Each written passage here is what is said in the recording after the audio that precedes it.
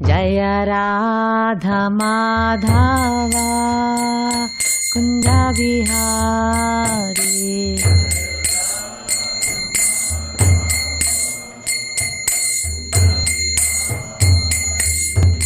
Gopi Jana Vallabha Girivaradhari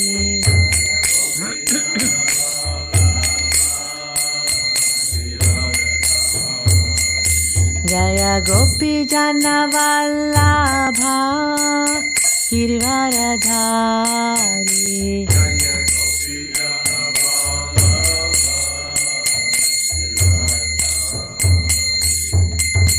Yasodhanandana Vraja Jana Ranjana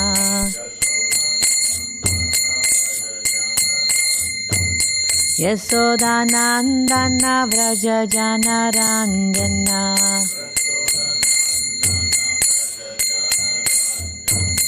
Yamuna Tira Vanachari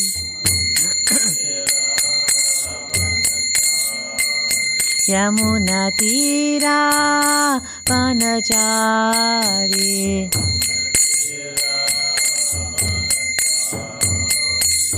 Radha Madhava Kunja Vihari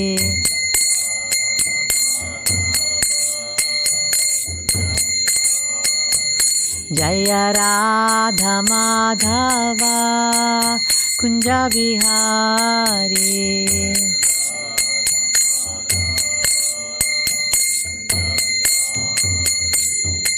Gopi Jana Vallabha Girivaradhari Gopi Jana Vallabha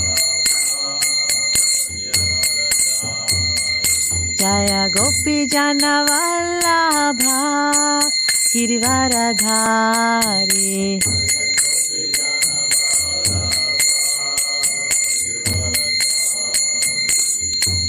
Yasodhanandana Vraja Jana Ranjana Yasodhanandana Vraja Jana Ranjana Yamuna Tira Vanachari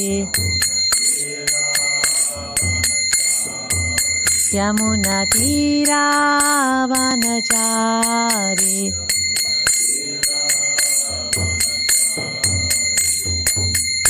Hare Krishna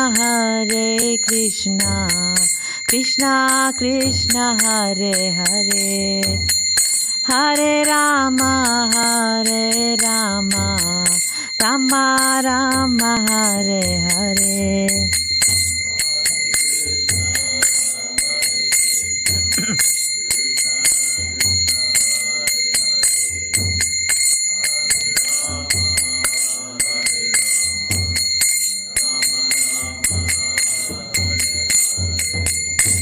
Jai Srila Prabhupada. I'm going to do the Prema Dvani prayers. Dravid Bhu, can you help me if I mess up? Jai Om Vishnupad Paramahamsa Parivrajikacharya Stottara Sata Srimad A.C. Bhaktivedanta Swami Srila Prabhupada ki Jai. Jai Om Vishnupad Paramahamsa Parivrajikacharya His Divine Grace Srila Bhaktisiddhanta Saraswati Goswami Maharaj Prabhupada ki Jai.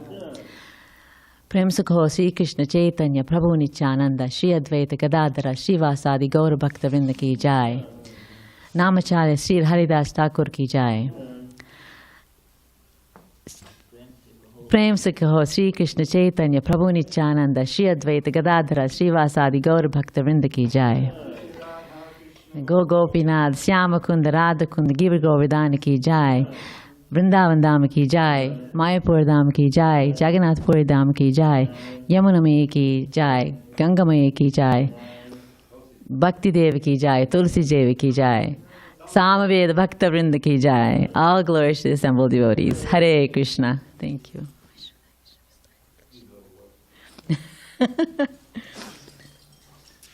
Okay, we are on. Let's chant. Om Ajnanatimirandasya Jnananjana Salakaya Chakshurunmilitam Yena Tasmai Śrī Gurave Namaha. Om Narayanam Namaskritya Naranjaiva Narottamam Devim Saraswatim Vyasam Tato Jayamudirayet Nashtaprayeshva Bhadreshu Nityam Bhagavata Sevaya Bhagavatyuttama Sloke Bhaktir Bhavati Naishtiki. Om Namo Bhagavate Vasudevaya. Om Namo Bhagavate Vasudevaya. Om Namo Bhagavate Vasudevaya. Yatha Shushuptaha Purusho Vishvam Pashyati Chatmani Atmanam Eka Desha Stam Manyate Swapna Uttithaha Evam. Oh, just do the first one. Oh, okay. Yada Shushupta Purusho. 3 times or one time? Huh? 1 time through, right? And then go back again? Yeah, you can each line once and then do it 3 times and then we share. Okay. Yatha Shushupta Purusho Vishvam Pasyati Chatmani Atmanam Eka Deshastam Manyate Swapna Uttitaha Yatha Shushupta Purusho Vishvam Pashyati Chatmani Atmanam Eka Deshastam Manyate Swapna Uttitaha Yatha Shushupta Purusho Vishvam Pashyati Chatmani Atmanam Eka Deshastam Manyate Swapna Uttitaha.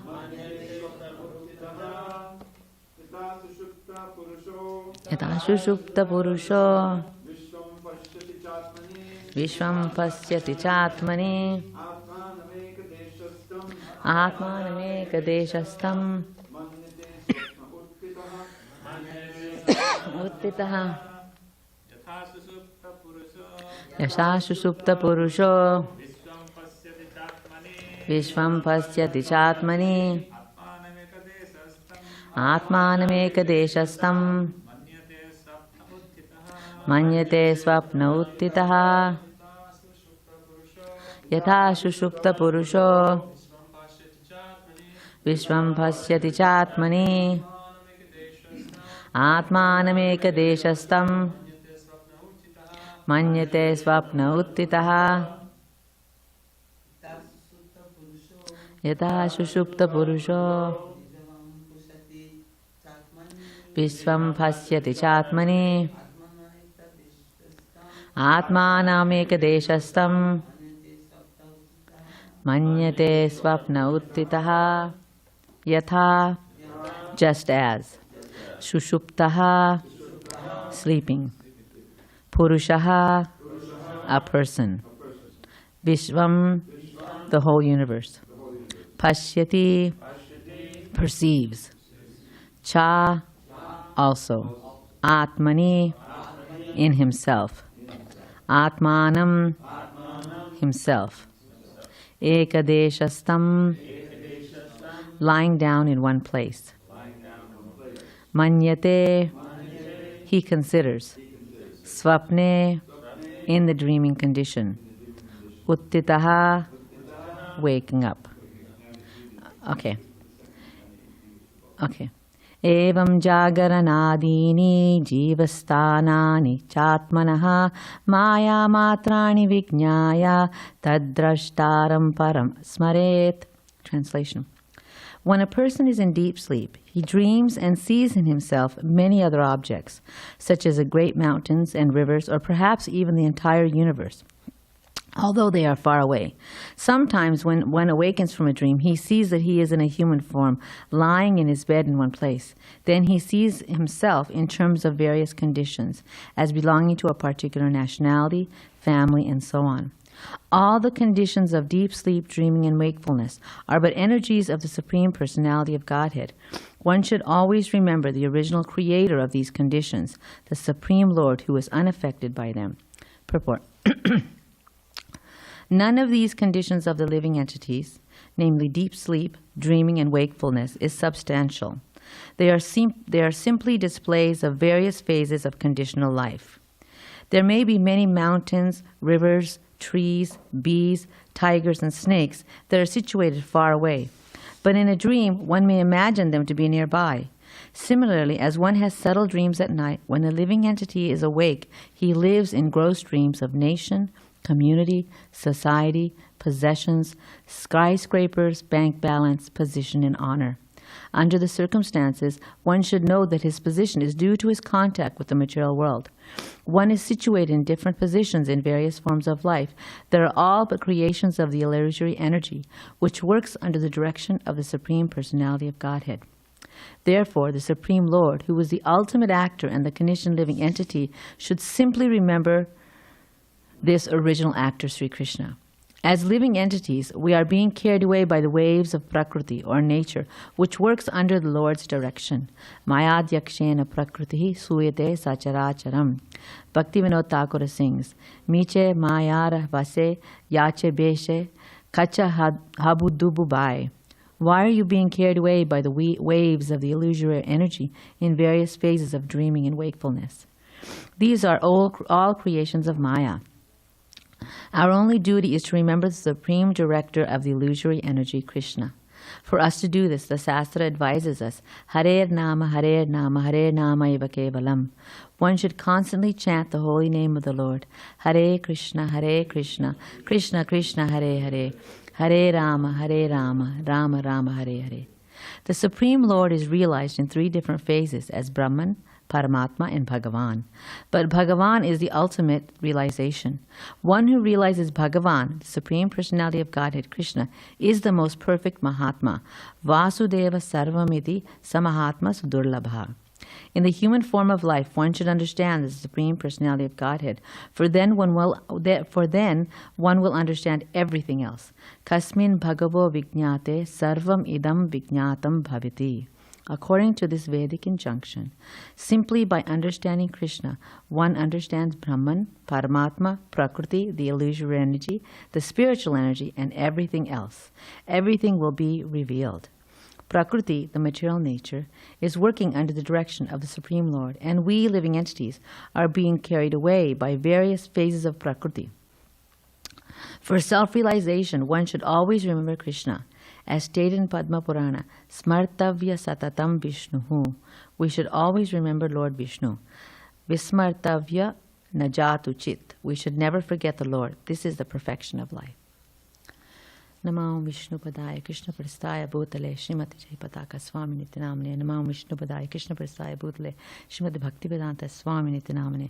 Namaste Saraswati Deve Gauravani Pracharine Nirvisesha Sunyavadi Paschatya Deshtayane. Jai Śrī Kṛṣṇa Chaitanya Prabhu Nityananda Śrī Advaita Gadadhar Śrīvasadi Gaur Bhaktavinda. Panchakalpatarubhyasya krupasindubhyev cha patitanam bhavanebhyo vaishnavebhyo namo namaha. Mukam karoti vachalam pangum langayate girim yat krupatamaham vande Sri Gurum Dinatarinam Paramananda Madhavam Sri Kṛṣṇa Chaitanya Ishwaram. Hari Om Tat Sat. Okay. Hare Krishna. Good morning, everybody. So before we get started on this verse, I want to do a little bit of recollection. So where are we? What's happened? Not Dravida Prabhu. So, what's happened? Where are we in the Bhagavatam? What's going on? What's going on? What happened yesterday? Right, so Chitraketu Maharaj is offering prayers to the Lord. And how did Chitraketu Maharaj get here? Why is he here? Somebody else. Why is Chitraketu Maharaj here?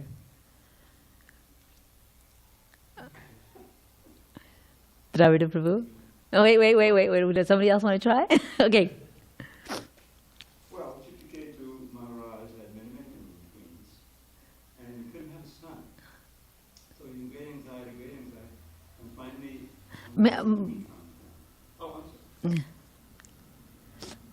Angira Muni comes down, and later on he says he sees that he's not ready for transcendental instruction. So he advises him how he can have a son with his main queen, and she gets pregnant. And the boy is born, and he's a very nice boy. But he naturally gives all the attention to the boy and to that queen, and the other queens become envious, and so they poison the boy. It's a tragedy. And he's just devastated. There's a scene of him, in the palace and everything like that. And then Narada Muni comes down with Angira, and preaching to him, and then they bring the boy back to life. And he says, who's my father and mother? I've had millions of father and mothers. And so he's preaching all this transcendental knowledge, and Chitraketus listen to it. And it has a tremendous effect on him. And Okay, stop right there. Can somebody else take over? Does anybody remember where we are? No, okay, go ahead, sorry. Okay. I'm sorry. They do. They just. And so he renounces. And Narada Muni gives him a mantra to chant for realizing Sankirtan. And he's so serious in chanting his mantra that in 7 days he gets darshan of the Lord. Yes. And then he offered these prayers, and he's, I think, finished offering the prayers. Yes, so right? that's where we are. We are just finished offering the prayers. So I think it's really important that we have a tendency, and I will attest to this fact that I do too, that we just read the Bhagavatam, we just move on. But it's really important that we connect the dots. It's really important that we continue the flow of the story. Because the Bhagavatam is building up to a point. It's building up to the 10th canto. It's building up to pure devotion, pure love for Krishna. So we see many lessons in the Bhagavatam up to this point. We see particularly the power of the holy name. We see one thing we see is the power of the holy name, and we will see Vaishnava Parad. Okay, so these themes are repeated throughout the Bhagavatam. So these are two very, very important main points that we as devotees need to remember. Number one, the power of the holy name. Krishna's name and he are the same. They will protect us. But Vaishnava Parad is also very, very dangerous. It is the mad elephant disease, mad elephant offense, right?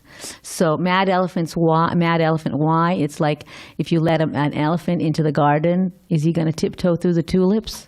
No, he's going to crush them.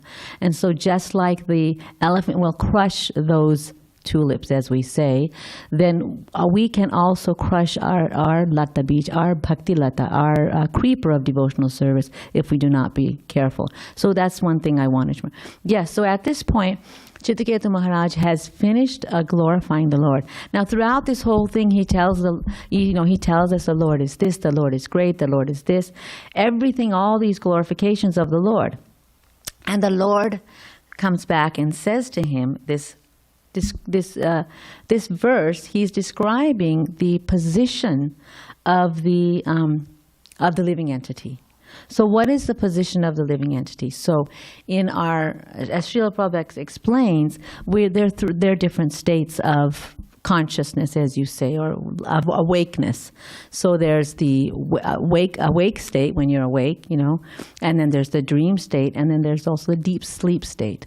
Now in this, Srila Prabhupada explains that in this dream state, so we're asleep, and we have all these different dreams. And I think somewhere in the Srimad Bhagavatam it explains about how you may see gold, and then you may see a mountain, and in your sleep you may have dreams of a golden mountain. So similarly, these are the kinds of things that we're having. We dream of mountains, or we dream of maybe a lion chasing us. We're afraid, and we get up in the middle of the night and say, oh my God, that scared me, and you're in a sweat because you believe it's happening. Srila Prabhupada also explains, but there's the other state, that even when you wake up, as we are awake right now, this is also an illusion. And so he explains so nicely, everything is in this purport. Srila Prabhupada explains the problem, he explains the position of the living entity, he explains the position of the Krishna's energies, he explains the position of Krishna, and he ultimately explains the solution.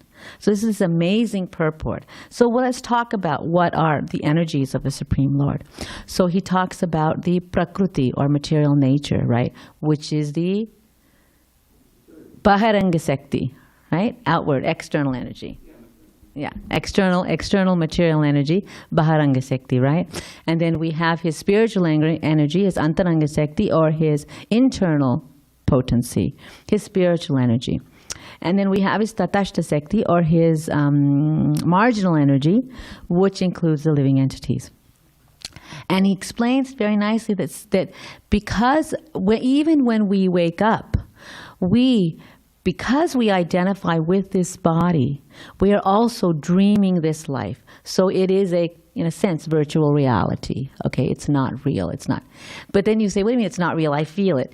Yes, real, this is how, because we are identifying with the body, everything here, we do feel it. But it's temporary. It's not that it's not actual fact, but it's temporary.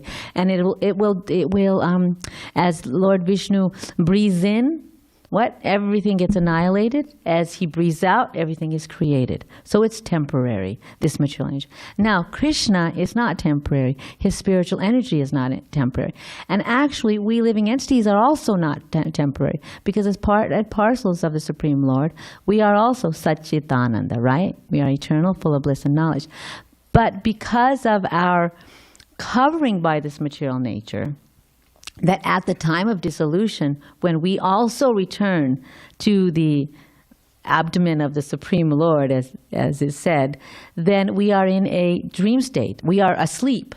We don't remember anything. But the Lord and his prakṛti, or his material nature, and how it is created, remembers everything. Remembers all our past lives. It remembers where we are on this game board of life. And so when the Lord wakes up again, when he breathes out again, again, we as living entities are put back in our place where we were, where we left off on that board, on that game board, right? So Srila Prabhupada says, so we have, this is a verse that's really nice. Krishna bahir mukha hana bhoga vanchakare nikatashta maya tare japatiya dare. So basically what happens is that Krishna is there eternally. Now, in these three different states, this awake, this svapna, dream, and this deep sleep state, we are not only is the living entity there, because the living entity is there. We're not. It's not like we're out of the body. We are in the body. We are experiencing all these things, and somebody else is there with us. Who else is there with us? Paramatma, yes, the super soul is there with us, right? So Paramatma is also there, and in this verse, see, we've turned our face away from Krishna. It's Krishna Bahir Mukha, that one. I was trying to find the word for word. I couldn't find it. But I know that vancha is this desires for enjoyment. That much I knew. Bahir mukha is outside. So a little bit I could figure it out. But so you're looking away from Krishna, and he's sitting there with us in all those different states. Dream, wake, deep sleep. He's all there. Now, in the awake state, of course, we are conscious. We can see what's going on. In our dream state, we are semi-conscious. The senses are all asleep, but the mind obviously is active, and it is creating this new world, another dimension of the virtual reality, right? Okay. Now, in all these states, Krishna is there. And in all these states, in any of these places, we can actually turn to Krishna. And that is the beauty of it, that if we just turn to Krishna, then everything will be okay.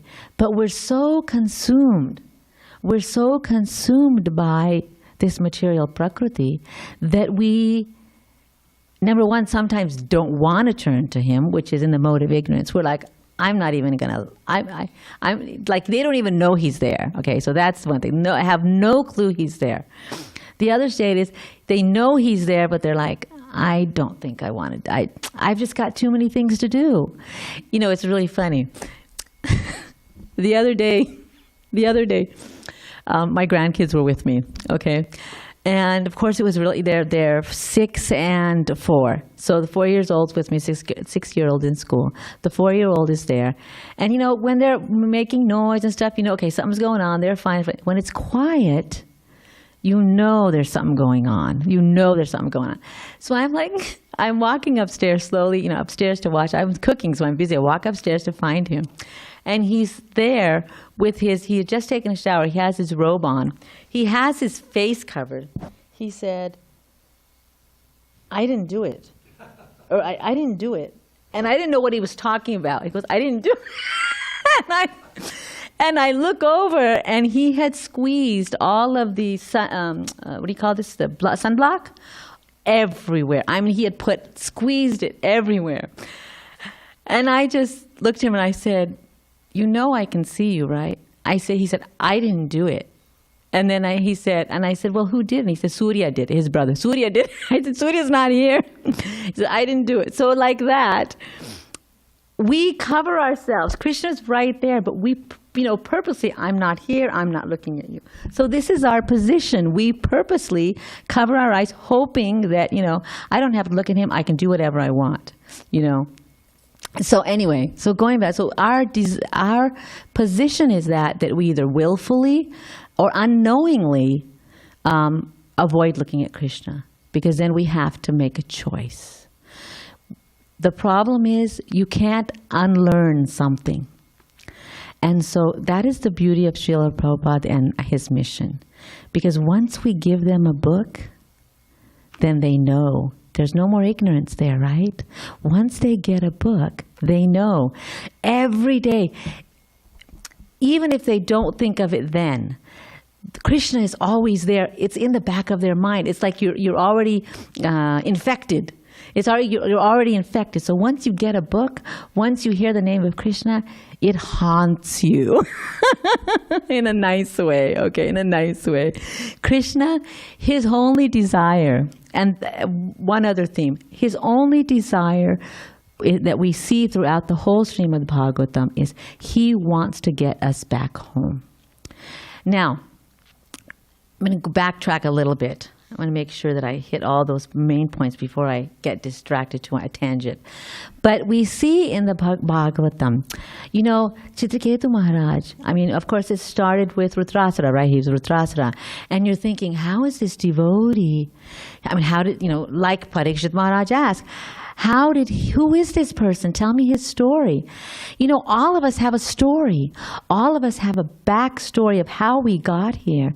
And what we can see is that in every aspect, good or bad, Krishna is trying to get us home.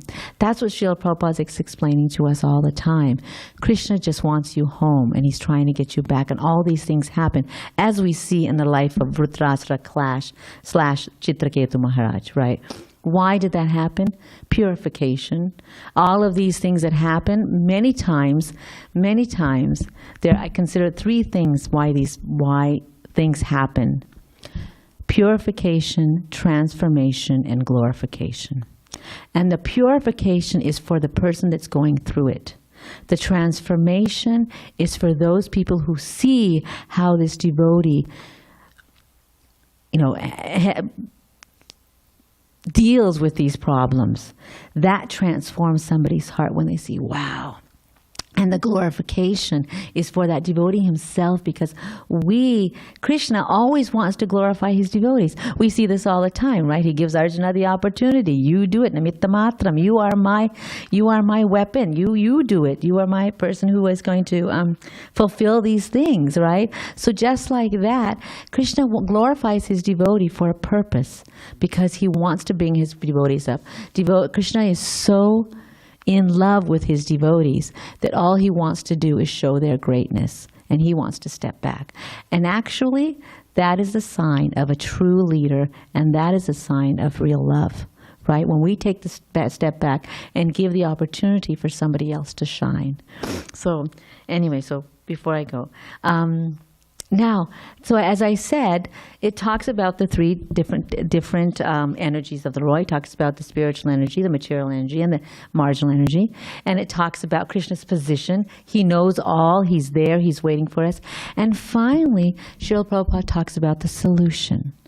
So in the purport, can somebody tell me what was the solution that he gave for waking us up from this slumber of Maya? What did he give? Yeah, don't overthink it. What is it? You tell me. What did you tell somebody? Yes. Oh my God. You guys, you're killing me. Come on. I'm sorry. Am I putting you to sleep? Okay. Yeah. So yes, he says chant Hare Krishna. You know, and I think it was Subhash Chandra Bose. I think it was he who did this experiment with plants, and he had two different plants, and for one plant I'm trying to remember if he just yelled at her or stuff like that, or if he, very negative energy he was sending. And then for the other plant, he was very, very nice. Oh, you're so sweet. You're beautiful plant, beautiful plant. And what happened is, and the kindergartners, and I know in kindergarten schools, my kids have done this, pretty sad for the plant, but in the kindergartens, that's what they have done this experiment where they have had two plants, and the kids would yell at one plant, and then they would, say nice things to the other plant. And the plant that's been chastised or whatever, it gets all crooked or it dies, and the other one flourishes. So so we understand the power of words. These are just material words, right? We're talking about just material words. We also know as parents, well, none of you are parents, but we know that children are very, very, not just children, but everybody is very affected by words we use, right? Negative words or positive words. You use negative words, you've just, the kid just kind of crumbles up, right? He feels useless in this. So if material words can have so much power on a living entity, just imagine what the Supreme Lord's prema, love-filled name, Hare Krishna, Krishna Krishna, Hare Hare, Hare Rama, Rama Rama, Hare Hare. Imagine the power of that name. What does it say? Golokera prema dhana harinama sankirtana. Because this is not a material name. This is not something that's just made up or something. This is something that comes directly from the spiritual world. Directly come down. And there are many mantras. And there are many mantras that have come from the spiritual, probably, in Vaikuntha or whatever. But the power of this name, what is the power of this name? It's in the third verse of the sixth Shastakam. I got to go through it now. No, not third one. Fourth one. Nam. Is it fourth one? Nam Namakari? Sixth one. Okay. Okay, second. Okay, Nam Namakari Bahodani Jasarva Sektis Tatarpita Niyamate Smaranayana Kala Eta Drushi Tava Krupam Bhagavan Mamapi Durdayami Dushim Yajani Nanuragha. That these names, they have no hard and fast rules.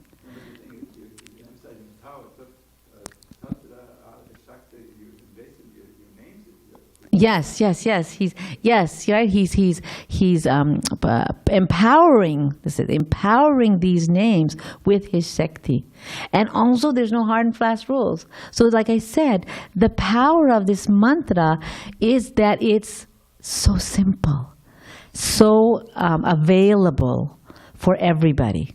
So this is what this purport. Let me see if there's something else I want to talk about. Oh, the other example I wanted to give about the power of words. I don't know. Have you heard of that Japanese scientist Ito or something? It's called the power. I think it's the power of water or something about water. What is it? He. Yeah, the molecules of water, and he chanted certain mantras on it, and then when they looked at it in the microscope. Is that what they did? And they actually made these mandalas. So when they chanted Om to it, it was a certain mandala that appeared in the water when they looked under a microscope, the molecules. Yeah, so it was quite amazing. And then if they played rock music, then you see the molecule was all like scattered like this. So like I said, the power of mantra. These are just other mantras, but Hare Krishna Maha Mantra is special, and it's special in so many ways because Chaitanya Mahaprabhu has given it to us, and Srila Prabhupada has given it to everybody. I can even attest to the fact that if I had been in India, I wonder if I would have ever been a devotee. And so I consider myself very, very fortunate to have come here to find Srila Prabhupada. Also, I was born in India, right? And now he went, and then he goes back. I'm reading Shyamasundar Dasi's book about chasing the rhino. Yeah, chasing Rhino Swami. And he's talking about being in India, and I'm just remembering all those things that what Srila Prabhupada did for us. I mean, if for nothing else, we should at least try the process and continue the process, because Srila Prabhupada has done so much. And especially when we're reading the Srimad Bhagavatam, we're looking at these purports. You know, when I was preparing for this class, I was looking at this verse and I said, oh my God, Krishna, why did you give me this verse? This is so difficult, because this whole dream state, waking state, and I was like, of course, like you said, don't overthink it, but I was thinking about it, and I was thinking, I'm so meditating on these things, like, what am I going to do? What am I going to say? And Srila Prabhupada, he just wrote this. I mean, he was divinely, he had inspired by the Lord. I mean, like he said, he wasn't writing these. The Lord inspired him. So these are not just Srila Prabhupada's words. These are the Lord's words. The purports are even the Lord's words, right? Not just the translations, not that the verses. But okay, anyway, so to recap exactly what we talked about, because if I come Sunday, I'm going to come up to you and I'm going to ask you, do you remember my class? What did you remember of what I said? So I'm giving you cliff notes right now, guys, okay? I'm a teacher, okay? And so as a teacher and a mom and a grandma, I don't want to just tell you stories and talk. I want you to get something out of this, because that's what we want. That's why we read the Bhagavatam. We want to change. We need to understand why we're reading it. So, number one, the three different energies, right? You don't have to name you don't have to remember what they are, the Sanskrit, and it doesn't matter. But we are the marginal energy, right? And we have a choice, right, as a marginal energy. Do we want to take this side, the spiritual side, or do you want to take the material side? We understand, number two, we understand that all of these energies are under the control of the Supreme Personality of Godhead. Second rule. And ultimately, we know that the solution, and that this, of course, this verse about sleeping. What is the verse about sleeping? It's that we are sleeping in the dream state, but we are also dreaming in the wake state, right? Because that is a virtual reality. This is a virtual reality. But in order to get out of this virtual reality machine, there is only one solution. And what is that? Hare Krishna, Krishna Krishna, Hare Hare, Hare Rama, Rama Rama, Hare Hare. Thank you very much. If there's any questions or comments or corrections, please do. Thank you. I have a question. Hold on, Vijay Krishna. Welcome back. You've been in India? No. Okay, because we haven't heard from you in a while. Okay. Thank you for Prabhu. Okay. So, I don't know, it's been quite a while since this book came out. You may not be aware of it. The Secret Life of Plants. Does that ring a bell at all? I think I might have heard of it. Yeah, that book, it deals exactly with this, and not only with the experiments with the plants and everything. And I think it's Jagadish Chandra Bose, right? Who's in there, who did the experiments, and which really. But this whole idea, this experiment, you outlined exactly what they did, where they yell and scream at one plant, and the other one there's and it's such a difference in the development of the plant. One just shrivels up, like you say. But we find with Haridas Thakur, where he's saying we should chant loudly. Why? Because then everyone will benefit. And the illustration is he's walking in the garden of the plants, and they're benefiting from this chanting, like that. Yeah. But the power of sound, both positive and negative, I don't want to bring this up, but it's a fact that Hitler was so effective. He was a very effective speaker. And the radio had just come out, and in every home they made sure there was a radio in Germany, and they were all hearing his harangues, and it turned everybody's mind crazy, Yeah. And so and Prabhupada emphasized it so much. Krishna has created this world with sound, and with transcendental sound, we can escape from the creation. We can go back to God. So it's always worth emphasizing that, and that's the whole point of the Bhagavatam. It's the ripe food. Just hear it again and again, oh wise souls. Yeah. So the hearing and chanting is the whole foundation of everything. Thank you for reminding me. Yeah. Yes, Prabhu. You were speaking about the power of the mantra, and I was reminded about the story of the author of Ramayana, Valmiki, who was also by the power of the mantra realized Lord Ram. Yeah. In the beginning, it was a killing for his family. Mara. He was chanting Mara. Mara. Yeah, Chant Rama. Said, don't chant Rama, chant Mara. Because he couldn't say it. He couldn't say it. So because his consciousness was so full with death that he couldn't even say Rama. Just imagine if you can't say Rama. So that's why Narada Muni said, okay, since you're full of death, your mind is full, consciousness is full of death, then say Mara, Mara, Rama, Rama, Rama, Rama, Rama, Rama. Yeah, and I also had a question about, you mentioned purification, transformation, there's three kinds of people, and glorification. And the person who's going through transformation, he's seeing another person being purified, and that's how he transforms? Yeah, that's what I would say. Yeah, because I am saying what transformation, glorification, yes. So purification, you get purified, well, if you're going through that hardship. Now, if you see a devotee, I'll give you a perfect example, my Guru Maharaj, His Holiness Jayapataka Swami, right? I mean, just look at him. He's being glorified. Is your heart not being transformed just by watching what he does? Or any of our, if you see Kadamba Kanana Swami, what he went through, did you not get, does that not make you think there must be something to this? See, the thing is that we're lazy. We're lazy, and we are, and I can, like I said, we take things, we try to, like, how do you say this? Just kind of skate along. We don't want to work hard. I'm talking about myself, not about anybody else.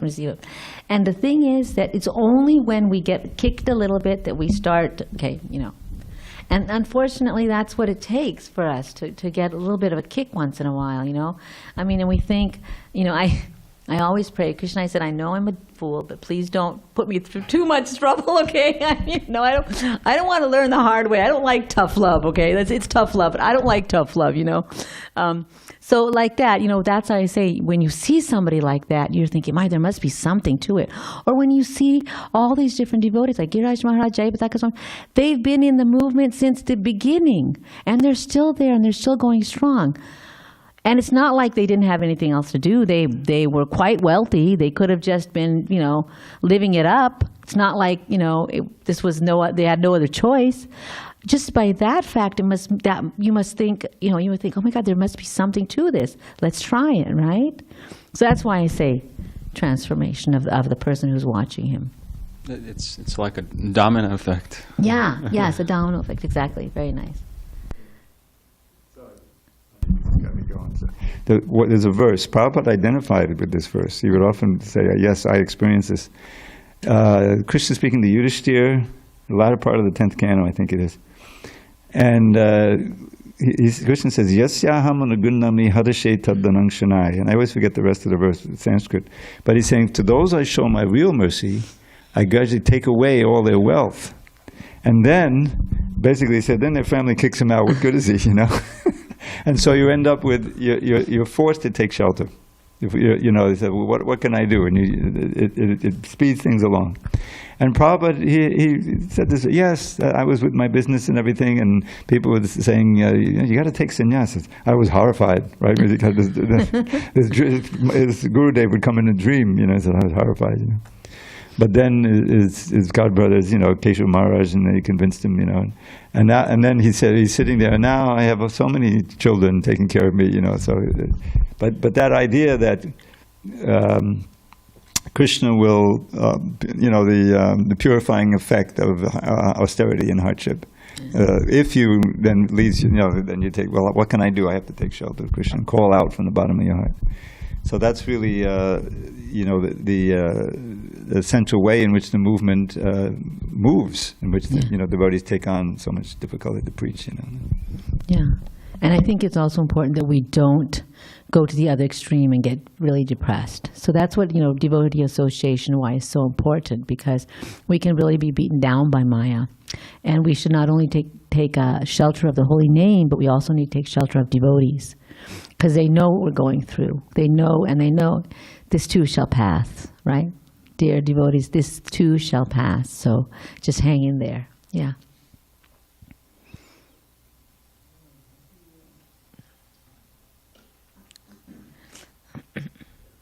This is a pretty trivial question, but just in the beginning of the translation, it seems that there's these three: deep sleep, the dreaming, and wakefulness. By the beginning of the purport, it's saying when a person is in deep sleep, he dreams, and so on. I guess I was thinking that deep sleep, you don't dream. No, does it say he dreams? It doesn't say. Right?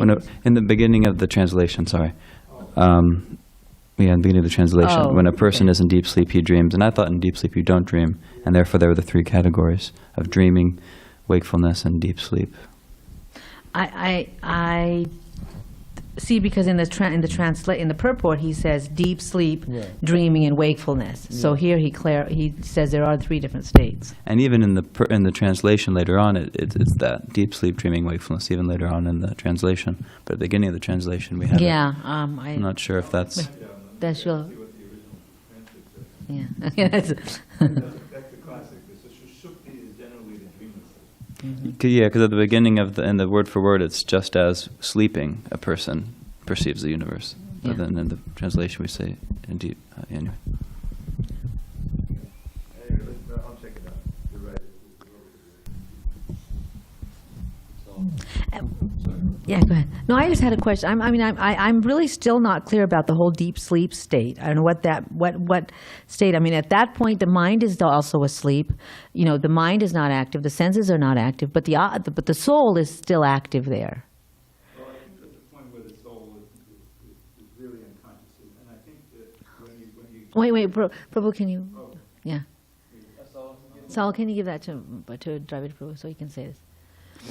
Like just when we merge into Mahavishnu for millions and trillions of years, it's not like we're having all these dreams in there. No. This is like susupti.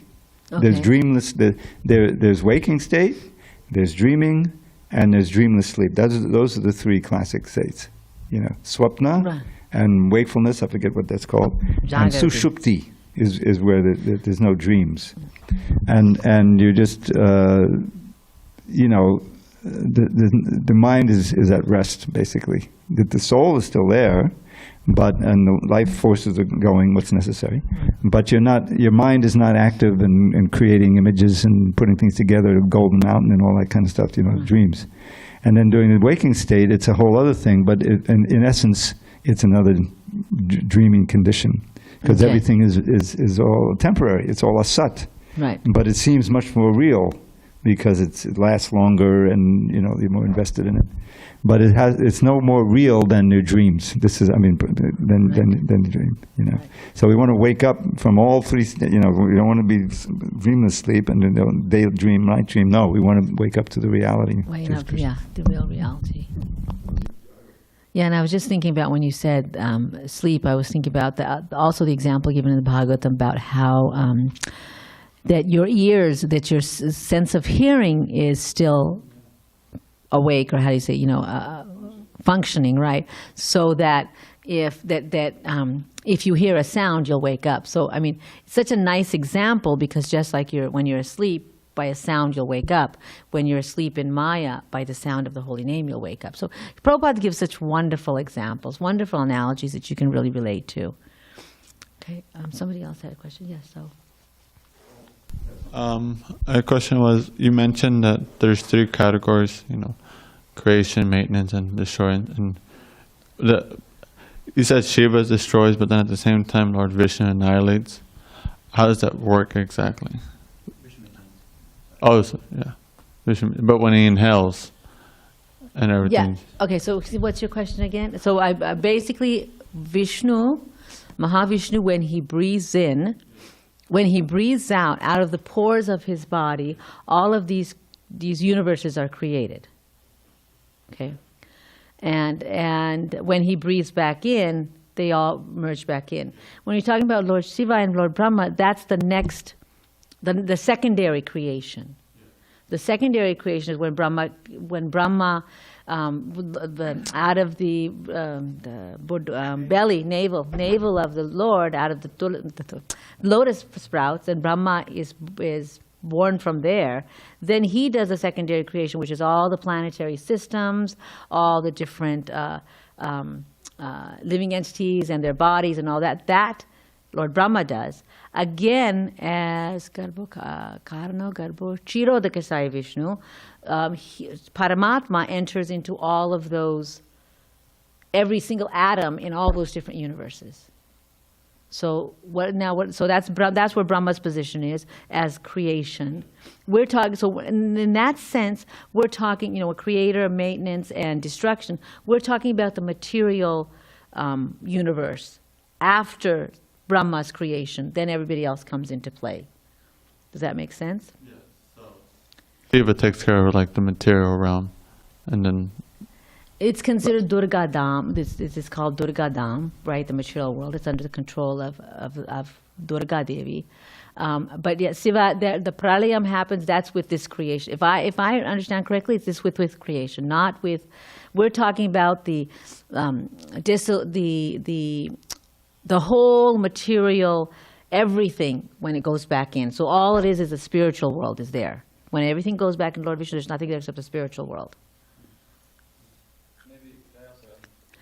But, and maybe you did explain this and I just missed it, but so on one hand we say that Shiva annihilates, on the other hand we say that, and I think he's trying to say that when this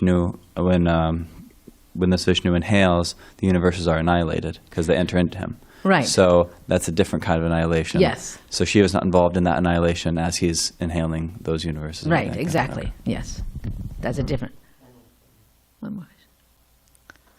And is there a description how when Vishnu inhales, like what's the living entity's experience? Is it just like what they experience? I mean, yeah. I don't know if it experience, but it does talk about that in the first canto. Isn't it in the first canto, that whole description of Kshirodakasai Vishnu and Garbhodak, right? And Chaitanya Charitamrita too. The thing is, by the time that everything's being inhaled, Vishnu, just remember, this is Fire, there's the flood, there's all of this destruction before he finally inhales everything. So we're not taking notes, and thinking, boy, this is amazing. I mean, we're destroyed. Our senses aren't working anymore. It's incredible, destruction.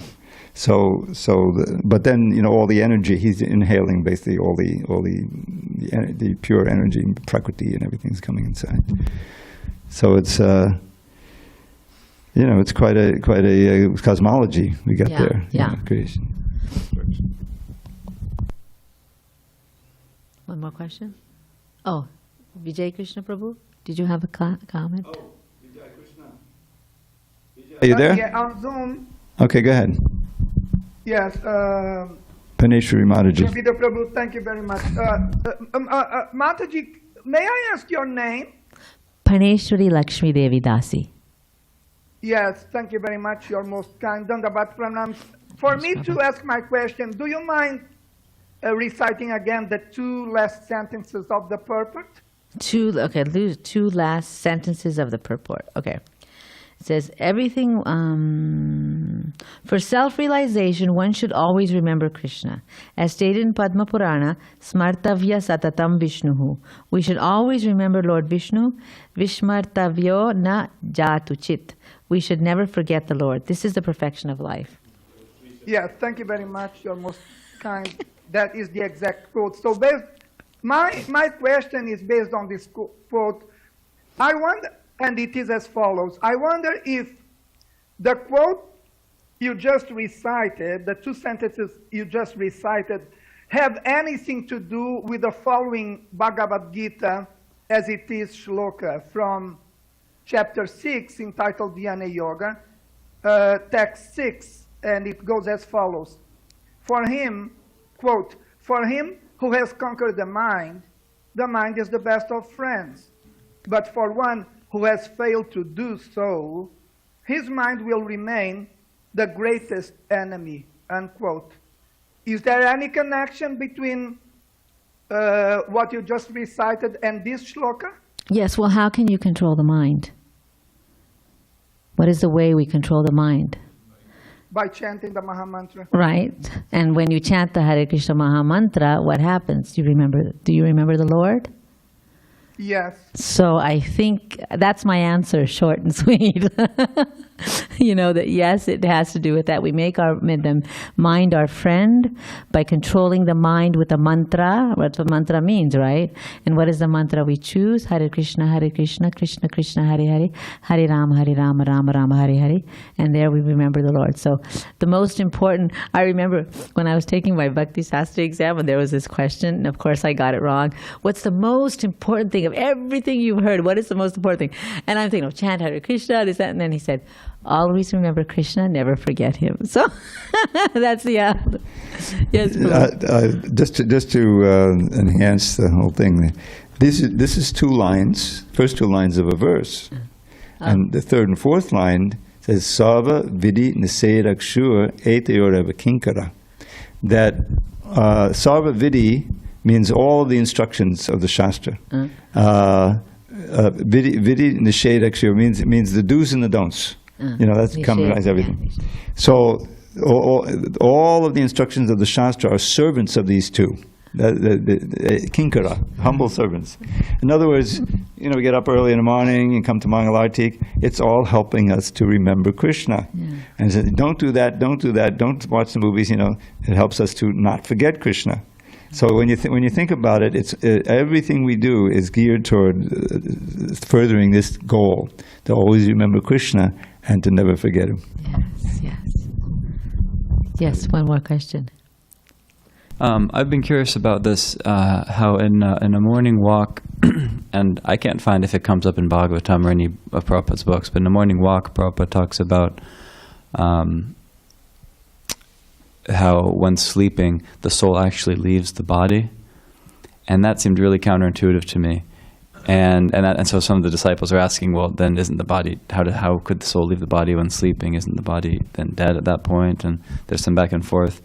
So it's still unclear to me. And if that's the case, if the soul leaves the body at some point during sleep, is it during all of sleep? Is it during a particular stage of sleep, like this sushuptaha?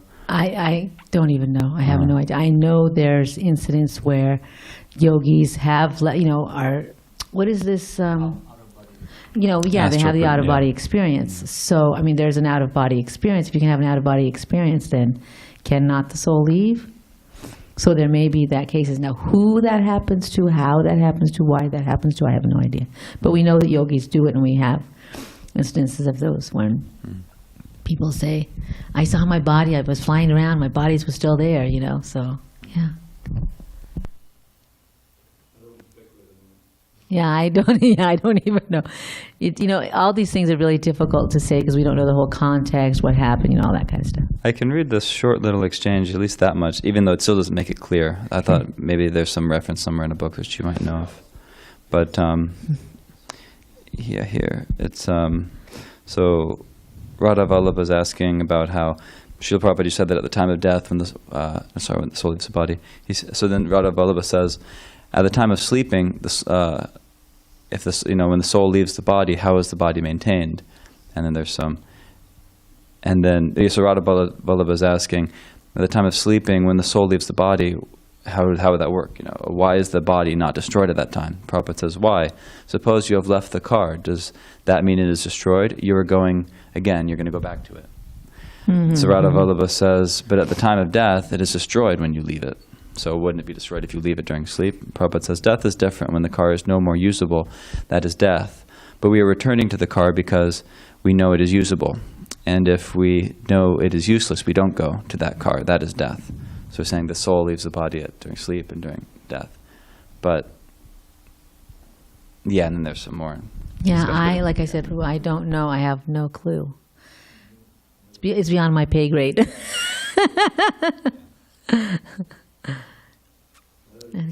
Hare Krishna, thank you already. Hariful.